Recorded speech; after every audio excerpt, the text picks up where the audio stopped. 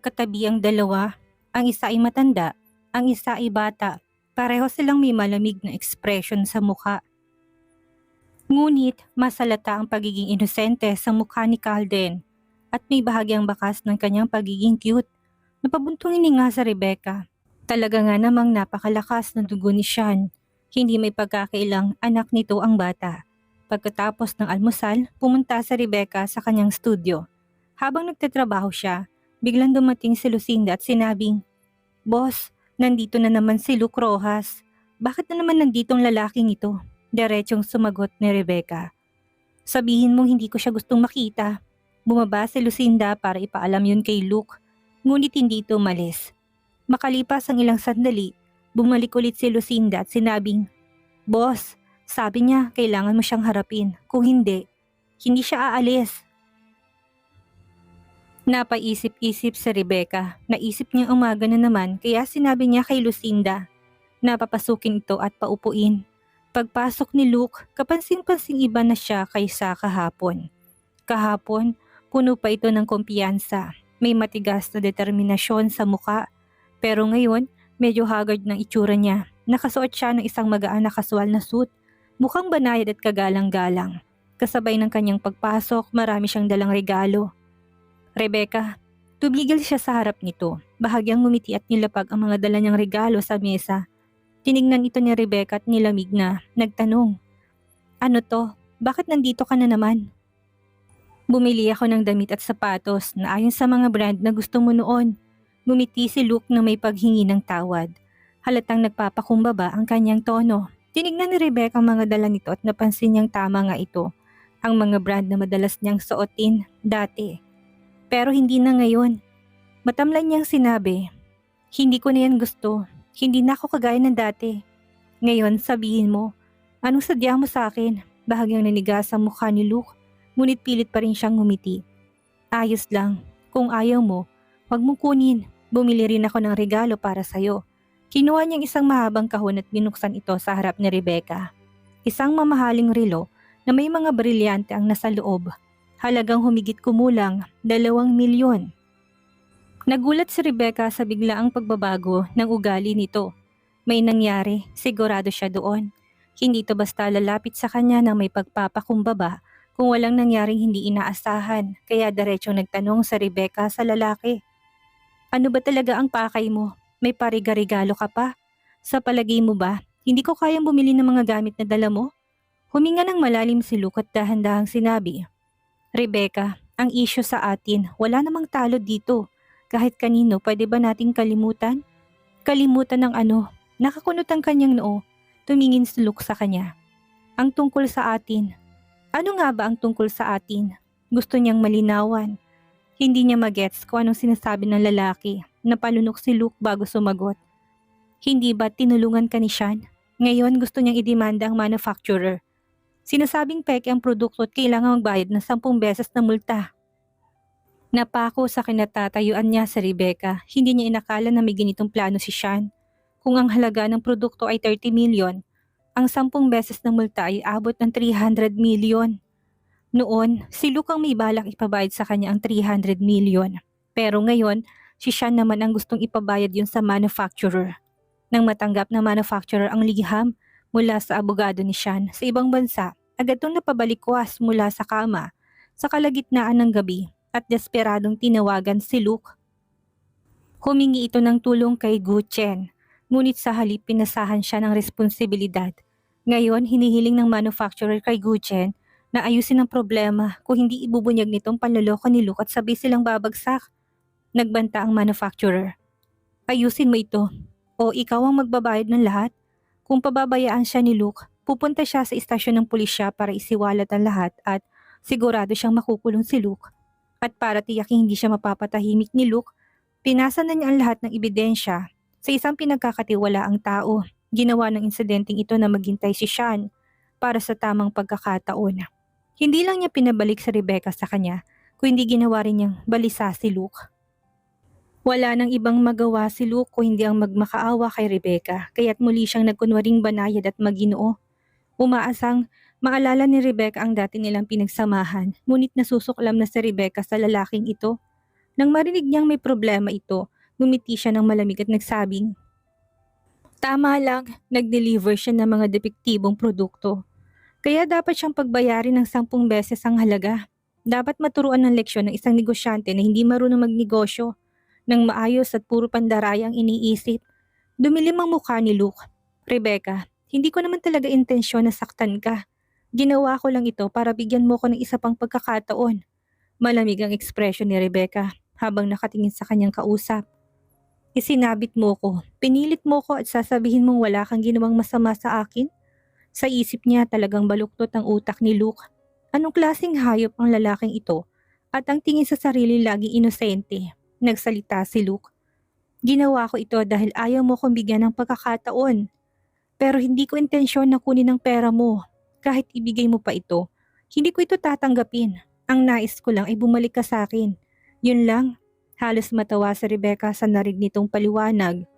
"Luke, ang galing mong magsalita. Ganyan ka lang kasi hindi mo nagawa ang gusto mo.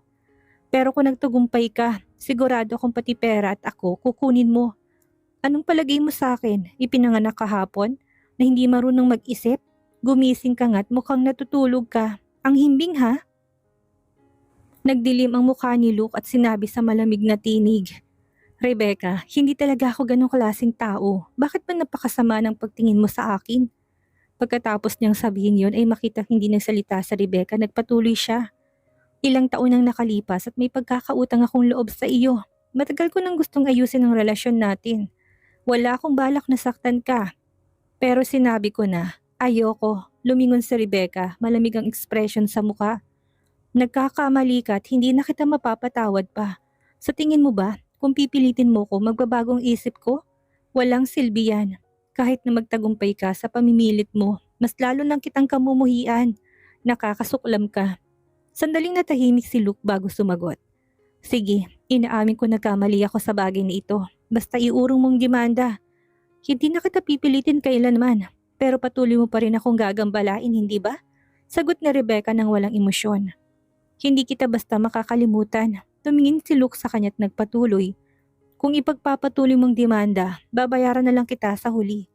Pero Rebecca, tandaan mo, kung kukunin mo ang perang ito, may connection ka na sa akin habang buhay.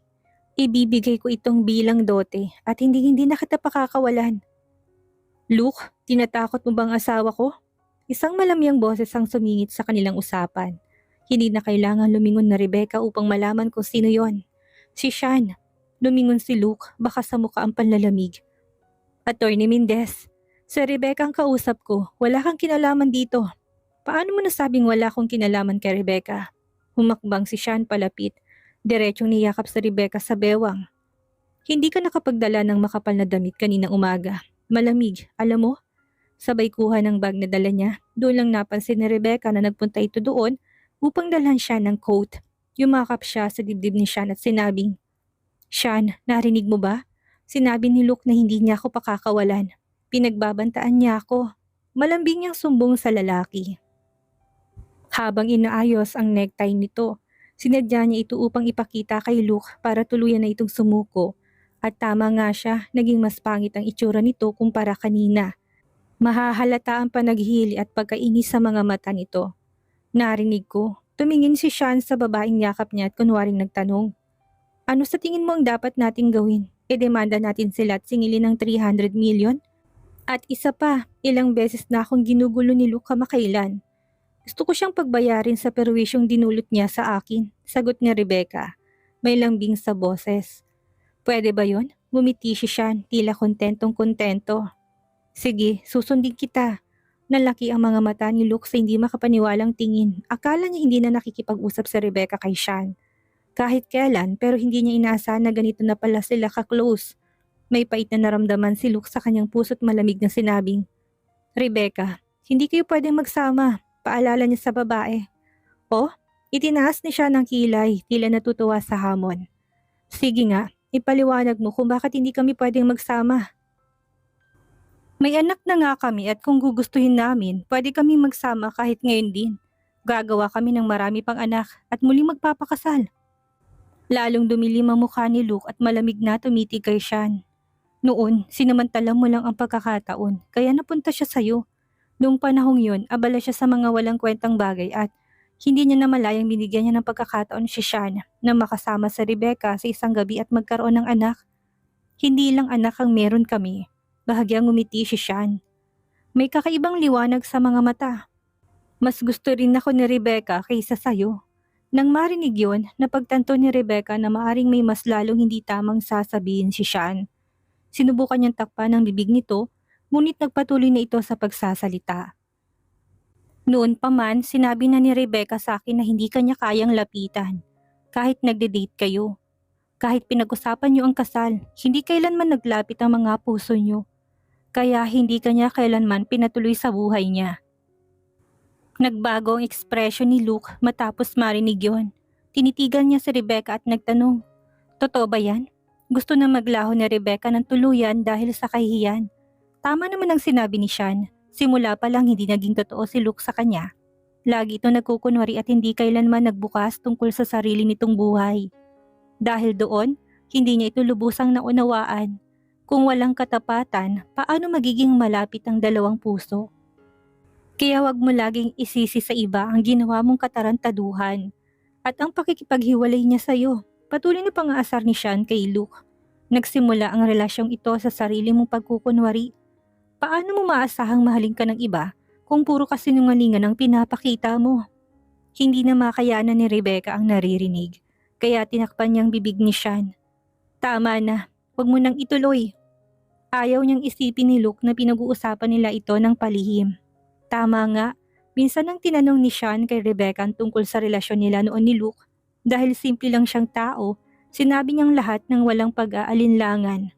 Matapos mag-isip saglit, sinabi ni Sean ang dahilan kung bakit hindi lumalim ang relasyon niyo. Ay dahil hindi niyo nagkaroon ng tunay na koneksyon.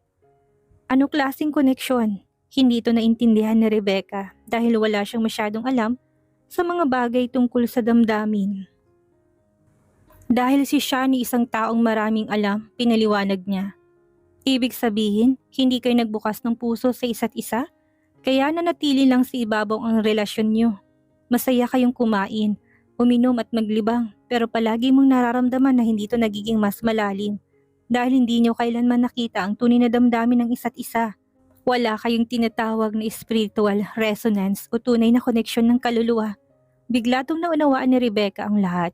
Kaya pala palagi niyang nararamdaman na may mali sa relasyon nila ni Luke, pero hindi niya ito maipaliwanag.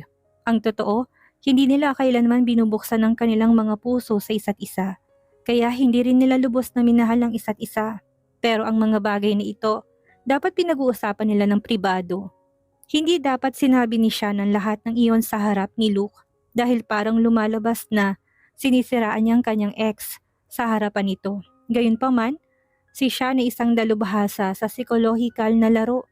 Ang kanyang mga salita ay may kasamang tamang ekspresyon, may halong panunukso at pangungutya.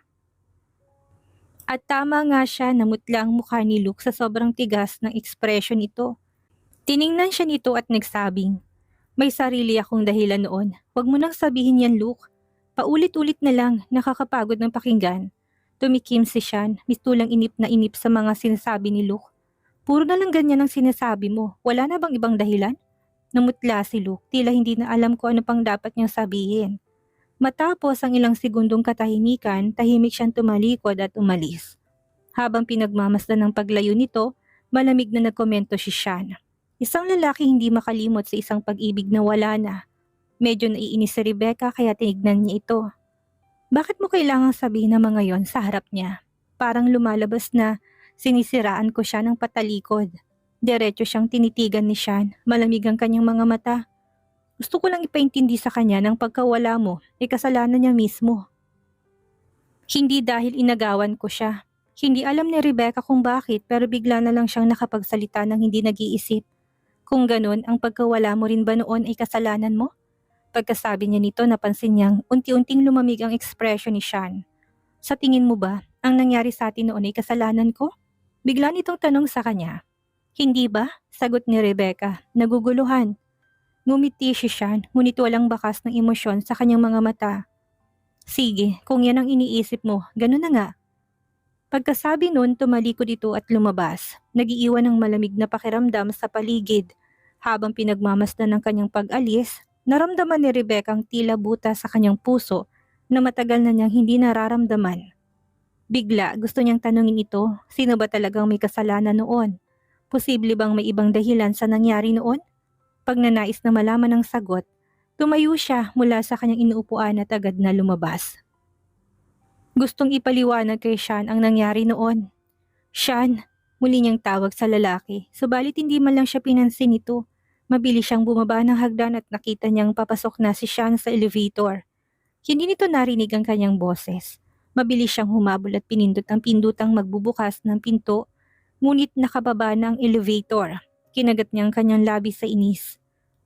Pinindot ang isa pang elevator at sabik na naghihintay na makarating ito. Bilisan mo, bilisan mo.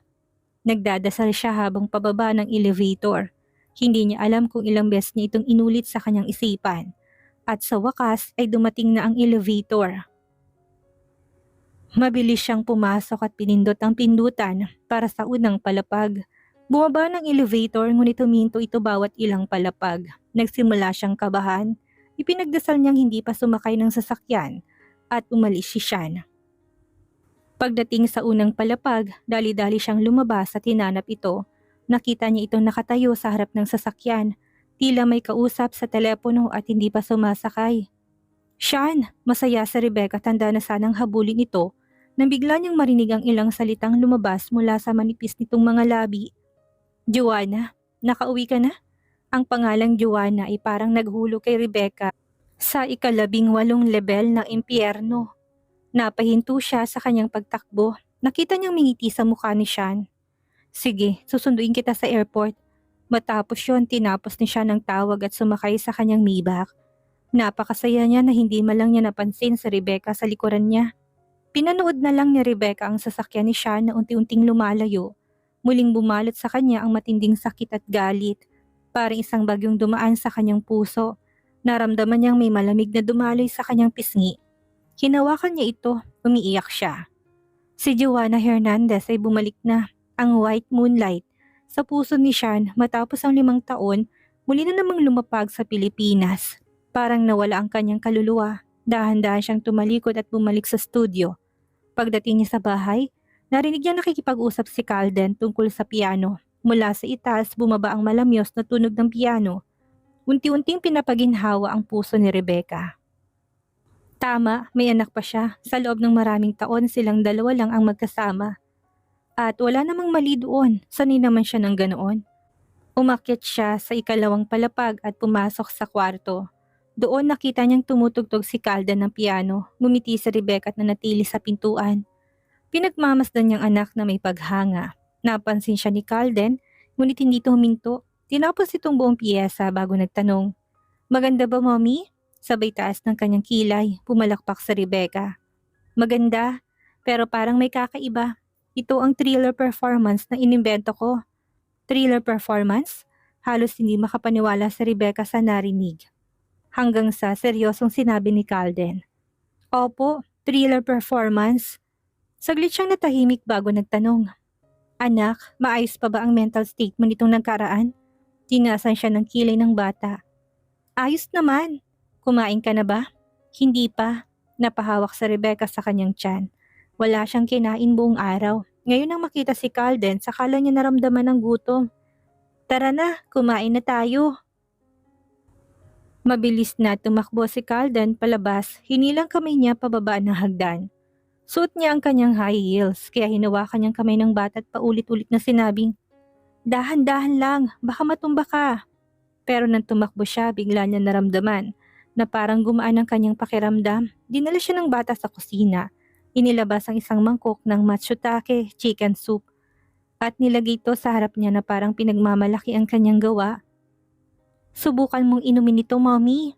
Sa maliit na ekspresyong iyon, halatang ito mismong gumawa nito. Nagkunwari si Rebecca hindi niya alam na ang bata ang naghanda ng pagkain. "Ano, masarap ba?" Agad na tanong nito sa kanya. Siya ay pasimpleng ngumiti. Parang may kakaiba sa lasa." Nataranta si Calden. "Anong ibig mo sabihin? Hindi masarap? Ibig sabihin ba niloko lang ako ni na Ate Wen at sinabing masarap to kanina?" Hindi, masarap naman talaga. Ngumiti si Rebecca at sinulyapan ng bata. Ikaw ba ang nagluto nito? Opo, ako ang naglagay ng mga sangkap at tubig. Nakita kong palagi kang nag-overtime kaya naisipan kong gumawa ng sopas para pampalakas mo. Ngumiti si Calden, medyo nahihiya. Napuno ng init ang puso ni Rebecca, kumikislap ang kanyang mga mata. Wow, sobrang nakaka-touch naman ito. At ang sarap pa. Kung masarap, uminom ka pa. Marami pa akong niluto. Pagmamalaking sabi ni Calden sa kanya. Dapat ikaw din uminom, nakangiti niyang aya sa kanyang anak. Napangiti ito. 3 mangkok na ang nainom ko kanina. Ang ganitong gana sa pagkain ay kahanga-hanga. Si Calden na hindi kailangang alalahanin ng mga matatanda. Maliban na lang sa posibilidad na bumalik ang kanyang sakit sa baga. Mataas ang IQ niya, may husay sa paggawa ng mga bagay at kusang loob siyang nag-aaral ng piano at violin. Mahilig din siya sa sports, lalo na sa skiing at surfing. Para siyang batang sinilang upang suklian ang lahat ng kabutihan.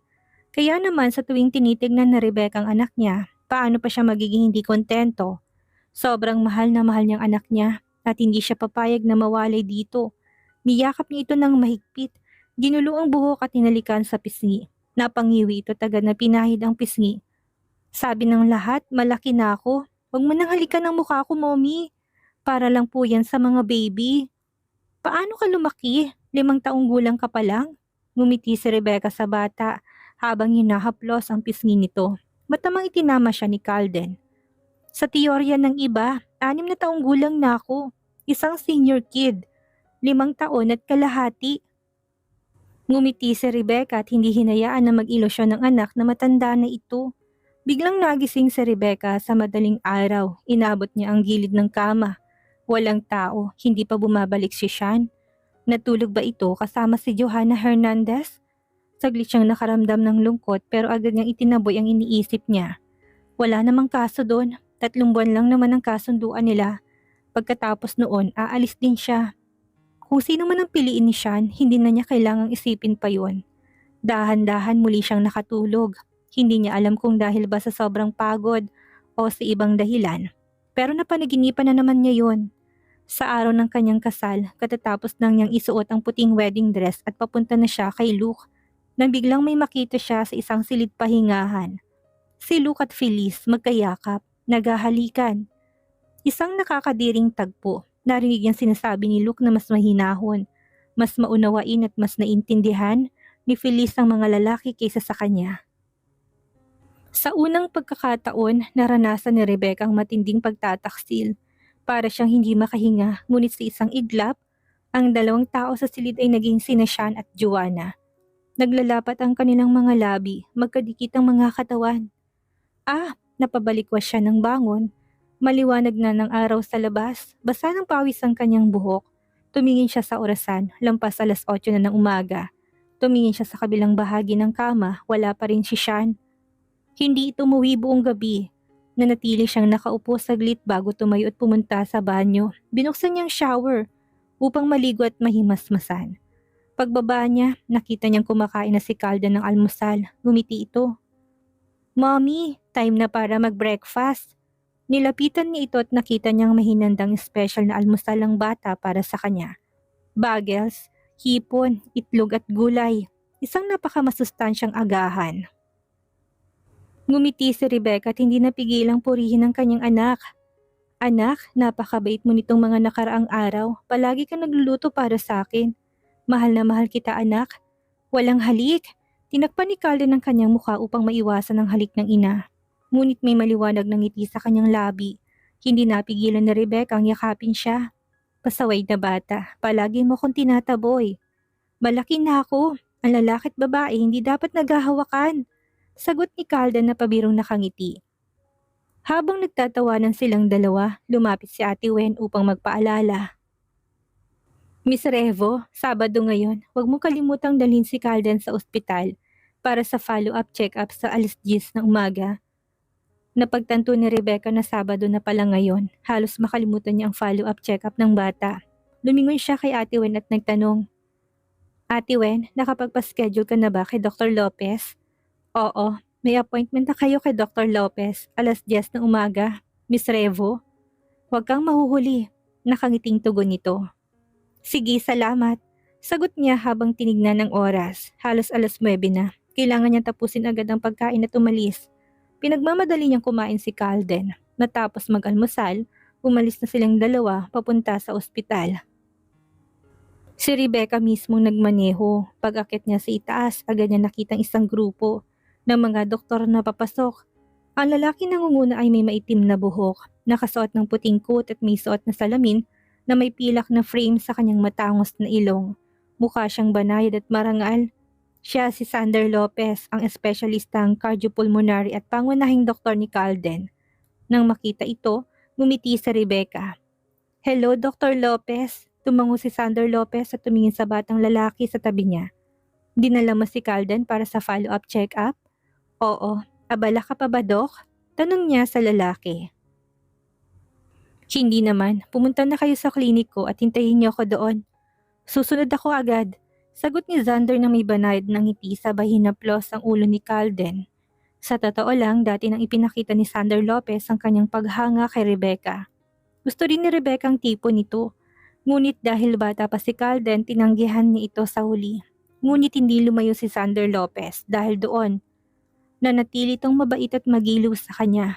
Makalipas ang wala pang 5 minuto, pumasok si Sander sa department at may dalang bote ng sariwang gatas para kay Calden.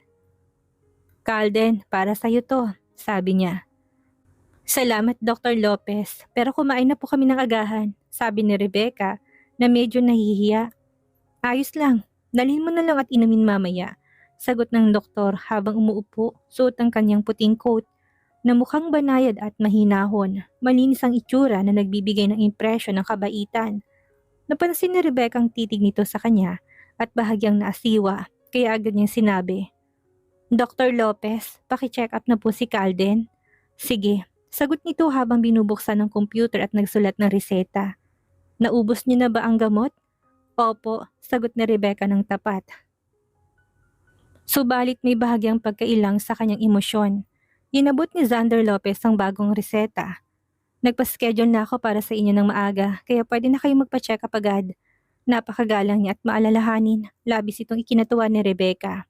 Kung tutuusin, kadalasan ay kailangan nilang maghintay ng hindi bababa sa kalahating oras.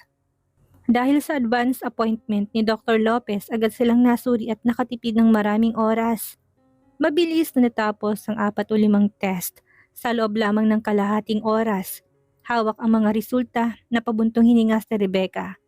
Talagang maganda palang may kaibigang doktor. Pagbalik nila sa klinik, kakunti lamang ang mga pasyente ni Xander.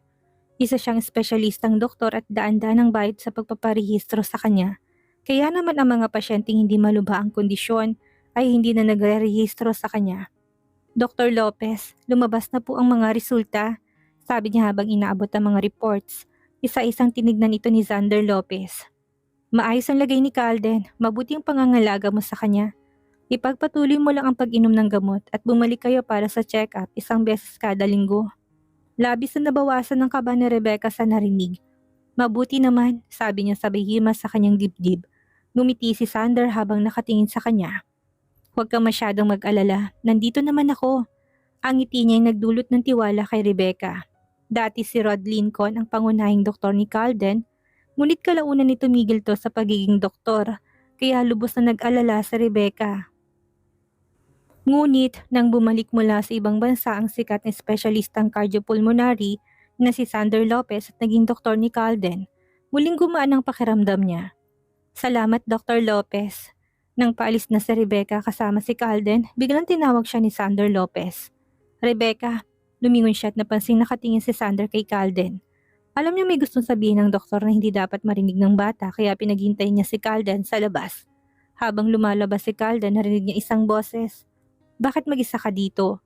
Napatingin si Calden at nakita si Sean na napapalapit. Ang kanyang mahabang mga binti ay banayad ang humakbang. Suot nitong isang mahabang itim na windbreaker. Matangkad at gwapo. Hindi napigilan ni Calden ang sarili at nagtanong, Daddy, bakit ka nandito sa ospital? Pag-uwi ko, sinabi ni Ate Wen na may follow-up check-up ka ngayon. Medyo nag-alala ko kaya pinuntahan kita. Sagot ni Sean sa mahinahong tono. Nasaan ang mommy mo? Nasa klinik, kausap si Uncle Sander, sagot ng bata. Bahagyang lumamig ang tingin ni Sean. Ano ang kailangan nilang pag-usapan nang hindi kasama si Calden? May kinalaman ba ito sa sakit ng bata? Lumalim ang ekspresyon sa mukha niya at agad siyang lumakad patungo sa klinik. Paghawak niya sa door handle, narinig niyang boses ni Sander mula sa loob. Rebecca, para sa itong dalawang kahon. Banayad at mahinahon ang tono ng boses ni Sander Lopez. Nagtaka si Rebecca. Dr. Lopez, ano ito? Black Wolfberry Pure ito. Binili ko nung nagpunta ako sa China noong nakaraang linggo. Mayaman to sa anthocyanins. Nakakatulong labanan ng oxidation at pinipigilan ng night blindness. Ngumiti si Sandra at sinabing, noong nag-dinner tayo dati, napansin kong hindi mo maaninag ng maayos ang daan. Iniisip ko na baka may night blindness ka. Kaya nung nakita ko to, naalala kita at binilhan kita ng ilang kahon. Subukan mo.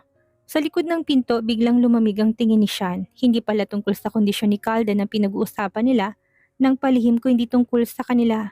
Alam niya matagal nang may interes si Sander Lopez kay Rebecca. Noon, ginamit niya mismong mga regulasyon sa kustodiya upang pigilan sa Rebecca sa muling pag-aasawa. Malinaw sa batas na kung magpakasal muli sa Rebecca, mapupunta kay siya ng buong kustodiya ni Calden. Dahil dito, napilitan tong isuko ang anumang posibilidad na makasama si Sander.